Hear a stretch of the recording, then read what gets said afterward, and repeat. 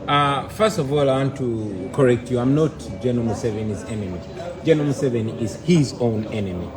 You know, he is in a self-destruct mode. Like all dictators in history, the likes of Mussolini, the likes of Idi Amin, the likes of Mobutu Sese Seko, they are their own enemy. I'm not General Museveni's enemy. I was only 4 years when he took power. I'm now 40, and you know, he keeps repeating the same mistakes. So he is his own enemy. Yes. Now, several journalists are being killed for doing their job. How did it come to such low bar in the Uganda? Well, power corrupts, and absolute power corrupts. Absolutely. You know, General Museveni was a prize revolutionary when he was my age. He came promising respect for human rights, promising democracy, promising the free press and all that. Unfortunately, today, anybody that dares to say truth to General Museveni is punished in the most cruel manner. Speaking the truth is treasonous in Uganda. We've lost so many journalists. You know, some have been permanently injured. Many have had to run out of the country because of the oppression. So, I mean, that's the case in Uganda today. Journalists are threatened and all that. But that's one of the many characteristics of a dictatorship. And that goes further to show the situation in Uganda. Now, do you see double standards by foreign governments that on one hand they still support President Museveni and on the other decrying his gross human rights violations? I think in relation to the international community, double standards would be an understatement. I would say I see hypocrisy. I see hypocrisy. These are democracies. I mean, when we're referring to the developed countries, we don't call them countries, we call them democracies. But these are countries that are responsible for propping up dictatorships like General Museveni's. Of course, the so-called election that just happened in 2021, the European Union election observers were blocked from observing the election, and they issued a statement, and so did the United States. But we are yet to see them, you know, follow up their critical statements with firm actions. It is, and I wish I had a more decent word to use, but it seems like to the people of Uganda, they appear to be partners in crime. They can no longer claim not to see what happens in Uganda.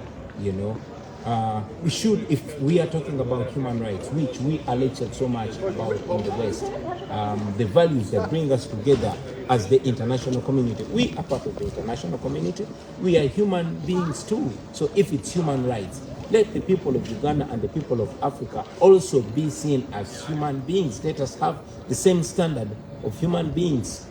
If what General Museveni is doing in Uganda is done by any leader in Europe, that leader will not be a leader for the next month. Of course, we criticize in the strongest terms possible the oppression and the attack on the people of Ukraine by Russia.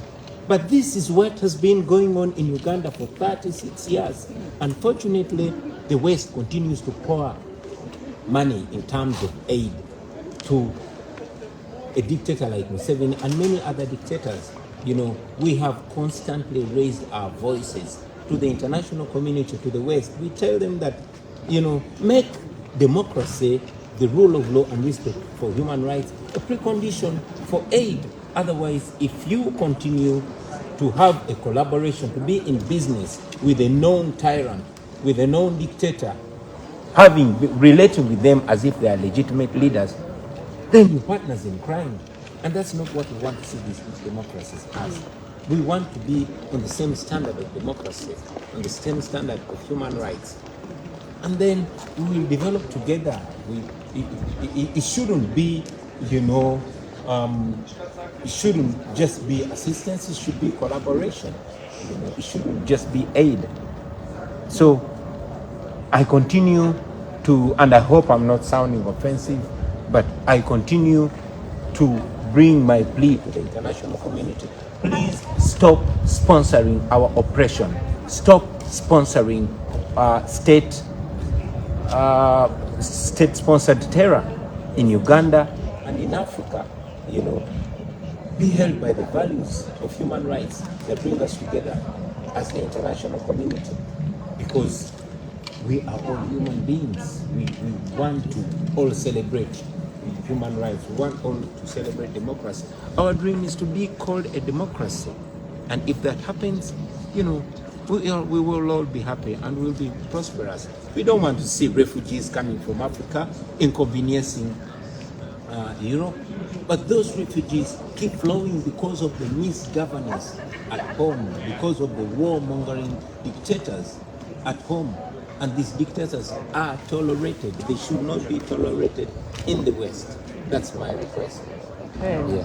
I hope your request is been heard well, Bobi Wine. Now, young people look up to you because they see you as someone that can liberate them. Do you see yourself as that? No, I am not going to liberate anybody. I'm only playing my role and inspiring them to equally play their role. I'm an artist. Okay, I'm an artist, and I know what I am doing. A doctor can do, a farmer can do, a tax driver can do, anybody can do. It's just a matter of knowing your rights and standing firm on your rights. So I don't want anybody to look at me as their liberator. I just want them to look at me as an inspiration so they can do the same. I don't believe in this big man syndrome, I believe in strong institutions that can hold us accountable, including myself. General Museveni is holding us hostage because every time we want change, he says, "Oh, I liberated you."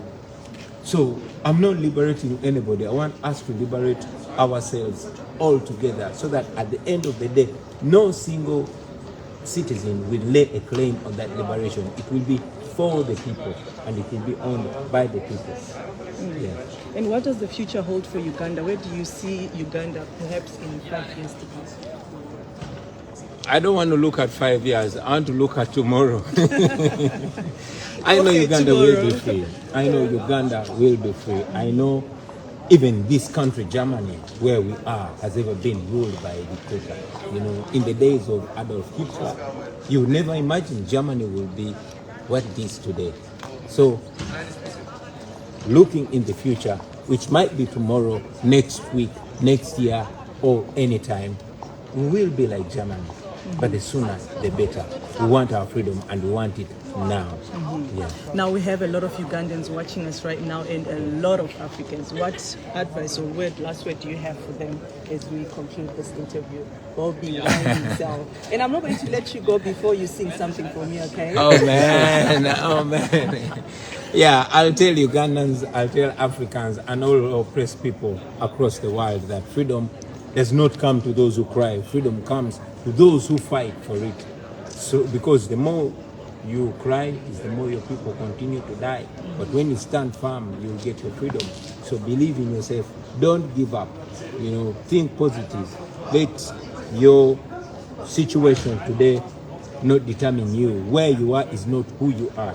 No, we are only first world minds stuck in third world countries. In fact, they are not third world countries. We only have third world leaders. We are the youngest population in the world. That's supposed to be an opportunity. That's supposed to be a resource. Don't give up on yourself. Okay? Don't believe in me. Believe in you. And if we all believe in ourselves and keep our eyes on the prize, we'll get there.